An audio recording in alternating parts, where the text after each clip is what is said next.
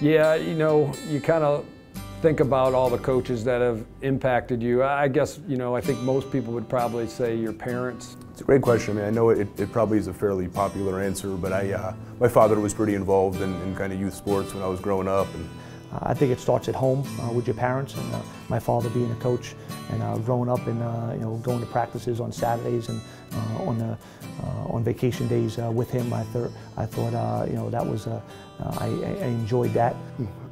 I'd say early on, probably my father.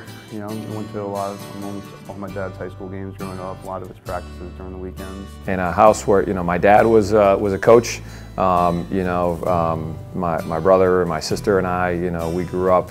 You know, instead of getting a babysitter, we go to practice. My dad was a coach. When I was born, my dad was the lacrosse coach at UVA, and so I was born into a family. His brothers all played, and you know, that was no question.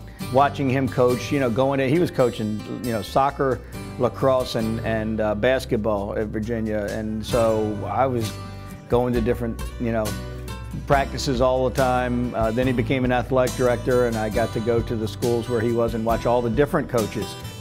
But I always, you know, looked up to my father. He was my hero. You know, I wanted to do what he did. I was going to go to. He was a lawyer, and he coached high school basketball in our hometown. So, you know, I just wanted to do that. So I was thinking of going to law school out of college, and I started coaching, and called him in October of that, you know, first fall, and I said, I'm thinking of going to law school anymore. And he said, that's what I would have done too, if I could go back in time.